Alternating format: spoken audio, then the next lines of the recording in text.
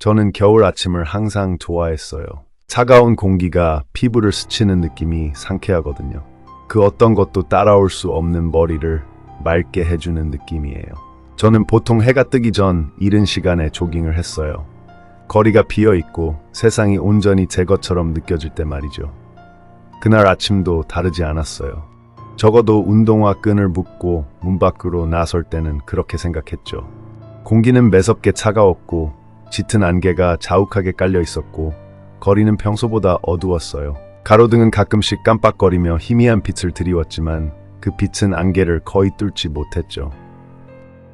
하지만 저는 개의치 않았어요. 고요함은 평화로웠고 세상은 아직 잠들어 있었고 저는 그런 모습이 좋았어요. 저는 달리기를 시작했고 발이 보도에 규칙적으로 부딪히는 느낌을 느꼈어요. 제 숨결은 작은 구름이 되어 마치 연기 신호처럼 제 앞에서 뿜어져 나왔죠. 모든 것이 너무나 고요하게 느껴졌어요. 텅 빈 거리, 조용한 집들, 오직 저와 추위. 그리고 안개뿐이었죠. 약 10분 정도 달린 후 저는 공원에 도착했어요. 낮에는 보통 사람들로 북적이지만 지금은 아무도 없었어요. 저는 공원을 3바퀴 돌고 추위가 정말 몰려오기 전에 집으로 돌아가려고 했어요. 첫 번째 바퀴는 괜찮았지만 두 번째 바퀴를 반쯤 돌았을 때 저는 이상한 느낌이 들기 시작했어요. 갑작스러운 것은 아니었고 그저 스멀스멀 불안감이 밀려왔어요. 마치 공기가 더 무거워지고 침묵이 더욱 억압적으로 변한 것 같았죠. 저는 누군가가 있을 것 같아 뒤를 돌아보았어요. 하지만 뒤돌아볼 때마다 보이는 것은 짙고 불투명한 안개뿐이었죠. 세 번째 바퀴를 돌기 시작할 무렵 그 느낌은 더욱 심해졌어요. 피부가 따끔거리고 심장 박동이 빨라졌고 저는 계속해서 뒤에서 희미한 발소리가 들리는 것 같았어요. 저는 멈춰서서 공원을 둘러보았지만 아무도 없었고 차가운 바람에 나무들이 흔들리는 낮은 신음소리만 들렸죠. 환청이 들리는 거야, 리지. 저는 스스로에게 말했어요. 아마도 안개 때문에 착각하는 걸 거야. 아마도 그냥 피곤한 걸 거야. 하지만 마음속 깊은 곳에서는 뭔가 잘못되었다는 것을 알았죠. 저는 잠시 쉬기로 했어요. 숨을 고르기 위해 놀이터 옆 벤치 중 하나에 털썩 주저앉았죠.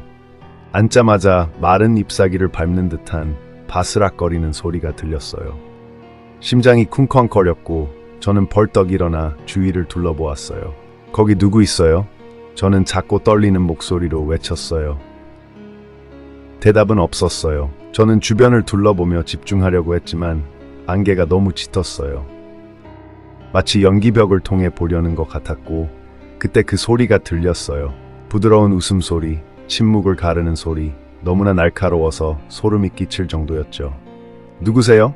제 목소리는 이제 더욱 절박했지만 여전히 대답은 없었고 이번에는 더 가까이에서 희미한 웃음소리만 들렸어요. 그리고 그녀가 안개 속에서 걸어 나왔어요. 키가 크고 수척한 여자였고 빨간 머리카락은 헝클어져 축 늘어진 채 얼굴 주위로 널브러져 있었죠. 그녀는 찢어진 흰색 잠옷을 입고 있었는데 핏빛으로 얼룩져 있어 마치 피처럼 보였어요. 저는 천천히 그녀의 눈을 따라 올려다보았어요. 그녀의 눈과 마주쳤어요. 그녀의 눈은 크고 와일드했으며 마치 몇 시간 동안 울었던 것처럼 마스카라가 번져 있었죠. 저는 움직일 수 없었고 숨이 막혔어요. 여자의 입술은 미소를 지었지만 그 미소에는 친절함이라고는 찾아볼 수 없었어요. 그것은 등골을 오싹하게 만드는 미소였고 도망치고 싶게 만드는 미소였죠. 그리고 저는 그녀의 손을 보았어요. 그녀는 무언가를 쥐고 있었어요. 손가락, 남자의 잘린 손가락이었죠. 손가락에서 피가 뚝뚝 떨어져 그녀의 발밑에 있는 눈을 붉게 물들이고 있었어요. 그리고 손가락에는 결혼 반지가 매달려 있었죠. 속이 메스꺼워졌고 목구멍에서 담즙이 올라오는 것 같았어요. 저는 뒷걸음질 치다가 땅바닥에 넘어졌어요. 여자는 공허한 웃음을 터뜨렸어요. 이제 그는 싱글이야. 그녀는 손가락을 공중에 흔들며 말했어요.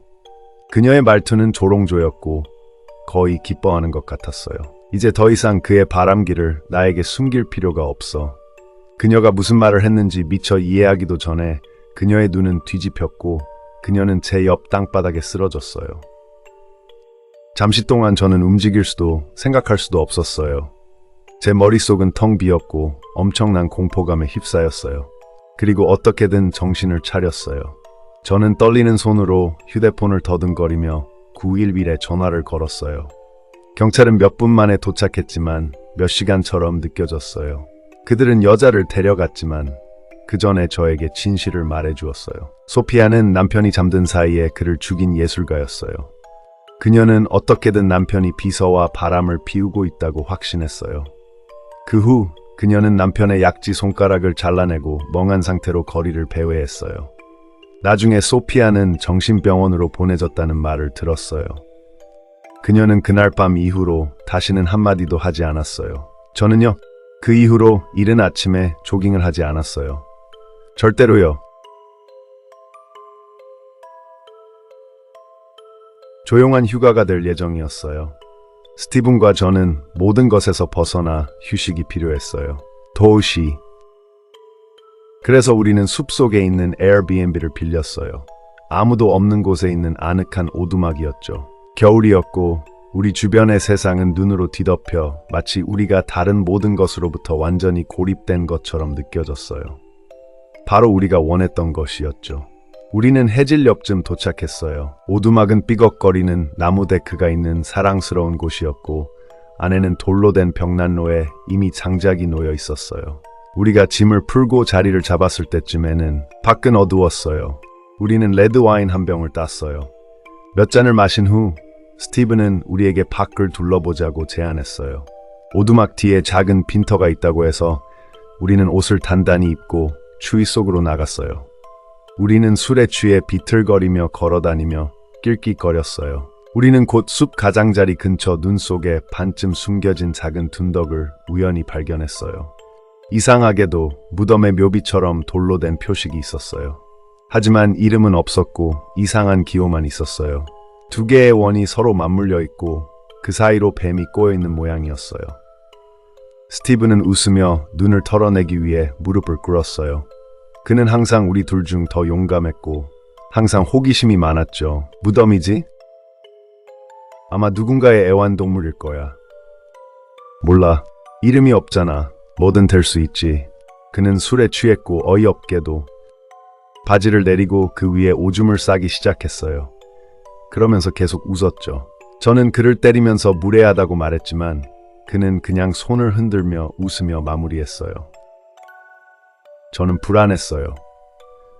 그 무덤에 대한 뭔가가 저를 불안하게 했지만 저는 너무 술에 취해서 제대로 생각할 수 없었어요. 그래서 우리는 비틀거리며 웃으면서 오두막으로 돌아갔어요. 그날 밤 저는 이상한 소리에 잠에서 깼어요. 긁는 소리 같았어요. 소름 끼치는 날카롭고 반복적인 소리였죠. 저는 손을 뻗었지만 스티븐은 침대에 없었어요. 심장이 덜컥 내려앉았고 저는 벌떡 일어났어요. 긁는 소리, 밖에서 들려오는 소리였어요. 저는 코트를 입고 떨리는 손으로 문을 열었어요. 스티븐이 눈 속에 서서 숲을 바라보며 움직이지 않고 서 있는 것을 보았어요. 그의 숨결은 공기 중에 보였고 저는 그 긁는 소리를 더 크게 들을 수 있었어요. 마치 돌에 손톱을 긁는 소리처럼요. 스티븐, 뭐 하는 거야? 그는 대답하지 않았어요. 긁는 소리가 더 커졌어요. 제정신을 잃을 것 같은 끔찍한 소리였죠. 나오고 싶어 해. 그의 목소리는 마치 무슨 최면에 걸린 것처럼 밋밋하고 거의 멀리 있는 것 같았어요. 저는 그의 팔을 잡고 그를 흔들어 깨우려고 했어요. 당장 돌아와. 뭔가 잘못됐어. 무덤. 나오고 싶어 해. 그는 저에게서 벗어나 무덤을 향해 달려갔어요. 저는 그를 따라갔고 눈이 제 얼굴을 찌르는 가운데 비틀거리며 그를 뒤쫓았어요. 그는 무릎을 꿇고 눈을 긁어 모았어요. 그의 맨손은 마치 빙이 된 것처럼 얼어붙은 땅을 파고들었죠. 그만해! 스티븐, 그만해! 저는 그를 끌어내리려고 했지만 그는 강했어요. 제가 본 것 중 가장 강했죠. 그의 손톱은 부러지고 있었고 손가락은 빨갛게 벗겨져 있었어요. 마치 빙이 된 것처럼 눈을 찢어발기고 있었죠. 그리고 저는 그것을 보았어요. 숲에서 나오는 여우였죠. 어둠 속에서 빛나는 눈은 기괴하고 부자연스러운 빛이었고 제 속을 뒤틀리게 했어요. 그것은 우리를 지켜보았고 시선은 스티븐에게 고정되어 있었죠. 하지만 그것이 나왔을 때 저는 충격을 받았어요. 붉은색이 아니라 검은색이었거든요. 마침내 스티븐은 멈췄어요. 그는 눈을 크게 뜨고 초점 없이 저를 올려다보았죠.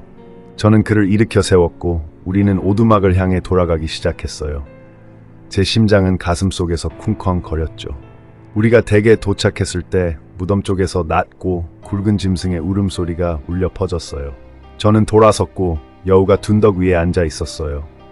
눈은 여전히 빛나고 있었고 몸은 마치 무언가를 지키는 것처럼 웅크리고 있었죠. 우리를 바라보고 있었어요. 스티븐은 침대에 쓰러졌고 저는 그의 호흡이 고르게 되고 얼굴이 편안해질 때까지 그를 지켜보았어요. 저는 잠을 잘 수 없었어요. 그냥 거기 앉아서 창문을 바라보았죠. 다음날 아침 스티븐은 아무 일도 없었던 것처럼 행동했어요. 그는 아무것도 기억하지 못했죠. 저는 찢어진 손톱과 피 묻은 손가락을 예상하며 그의 손을 보여주었어요. 하지만 그의 손은 멀쩡했어요. 완벽하게 괜찮았죠. 그는 웃어 넘기며 제가 꿈을 꾼 것이 분명하다고 말했어요. 하지만 저는 제가 본 것을 알고 있었어요. 저는 제가 들은 것을 알고 있었어요. 우리는 짐을 싸서 떠날 준비를 했어요. 저는 가능한 한 빨리 그곳을 벗어나고 싶었죠. 스티븐은 전혀 동요하지 않고 콧노래를 부르며 가방을 차에 실었어요. 하지만 그가 핸들에 손을 얹는 순간 저는 깜짝 놀랐어요. 그의 손목 바로 아래에 작은 흉터가 있었는데 두 개의 원이 서로 맞물려 있고 그 사이로 뱀이 꼬여 있는 모양이었어요. 무덤에 있던 것과 같은 기호였죠. 스티븐, 이거 어디서 났어? 그는 대답하지 못했어요. 무덤에 있던 것과 같은 기호야. 무슨 무덤? 어제 우리가 본 거. 하지만 그는 그저 혼란스러워 보였어요. 제가 고집하자 그는 제 손을 잡아 끌고 무덤이 있던 곳으로 데려갔어요. 하지만 놀랍게도 우리가 그곳에 도착했을 때 아무것도 없었어요. 저는 뼛속까지 스며드는 깊은 공포감에 몸서리를 쳤어요. 저는 더 이상 알아보고 싶지 않았고 스티븐을 차로 끌고 가서 그곳을 떠났어요. 하지만 저는 그날 우리가 다른 세상의 존재를 건드렸다고 확신해요. 오후 내내 눈이 펑펑 내렸고 울퉁불퉁한 길은 구불구불한 하얀 천으로 변했어요. 제 친구 존과 저는 몇 시간 동안 트레킹을 하고 있었죠. 우리는 일반적인 등산로에서 멀리 떨어진 숲속 깊은 곳에 있었어요. 그곳은 끔찍한 역사로만 알려진 곳이었죠. 남북전쟁 당시 불행한 사고가 그곳에서 일어났어요. 남부연합 보병부대가 그곳에 주둔하고 있었는데 그들의 화약 저장고에 불이 붙었죠. 많은 병사들이 폭발로 사망했고 죽기 전까지 몇 시간 동안 고통 속에서 울부짖었어요. 소문에 따르면 그 땅에서는 아직도 그들의 비명 소리가 들린다고 했어요. 빛이 사라지고 하늘이 어두워지자 우리는 가파른 절벽 근처에 캠프를 설치했어요. 바람이 나뭇가지 사이로 울부짖었고 거의 목소리처럼 들렸죠. 우리는 식사를 하면서 많은 말을 하지 않았지만 공중에는 제 목덜미의 털을 곤두서게 만드는 무언가가 있었어요. 저는 그냥 신경 쓰지 않으려고 했어요. 그냥 긴장한 거라고 스스로에게 말했죠. 이곳은 좀 이상해. 그렇지 않아? 저는 그의 얼굴을 살피려고 그를 흘끗 보았어요. 그의 목소리는 밋밋했지만 그의 눈은 제가 온종일 느껴왔던 것과 같은 지친 기색을 띠고 있었죠. 인정해. 공기가 너무 무거운 것 같아. 고도 때문일 수도 있고 아니면 우리가 그냥 피곤한 걸 수도 있어. 우리는 둘 다 웃으려고 했지만 웃음은 나오지 않았어요. 뭔가 잘못되었어요. 밤이 되자 저는 어둠 속을 응시하며 무언가를 기다리고 있는 자신을 발견했어요. 저는 무엇을 기다리는지 몰랐지만 우리가 혼자가 아니라는 느낌을 떨쳐낼 수 없었어요. 결국 피로가 몰려왔고 저는 잠이 들었던 것 같아요. 하지만 한밤중에 저는 깜짝 놀라 깨어났어요. 누군가 저를 흔든 것처럼 몸이 벌떡 일어났죠. 텐트 안은 얼어붙을 듯 추웠고 밖에 불은 이미 오래전에 꺼져 있었고 존은 제 옆에서 여전히 부드럽게 코를 골고 있었어요. 그때 그 소리가 들렸어요. 발소리였죠. 이전처럼 희미하고 멀리 있는 소리가 아니라 의도적인 텐트 바로 밖에서 눈을 밟는 소리였어요. 저는 부드러운 긁는 소리를 들었는데 동물 소리 같지는 않았어요. 아니, 이건 달랐어요. 마치 손가락으로 텐트 옆면을 쓸어내리는 것 같았죠. 저는 손전등을 더듬거렸고 천에 비추는 불빛은 흔들렸어요. 아무것도 없었어요. 하지만 제가 손전등을 끄자마자 긁는 소리가 계속되었어요. 낮고 조직적인 소리에 저는 감히 움직일 수 없었어요. 갑자기 텐트 옆면에 무언가 또는 누군가가 부딪힌 것 같은 큰 쿵 소리가 났어요. 저는 깜짝 놀라 손전등을 놓쳤어요. 대체 뭐야? 조는 눈을 크게 뜨고 창백한 얼굴로 깨어났어요. 제가 대답하기도 전에 다시 쿵 소리가 났어요. 이번에는 더 세게 텐트 전체가 흔들렸죠. 몰라, 저는 속삭였어요. 하지만 여기서 나가야 해.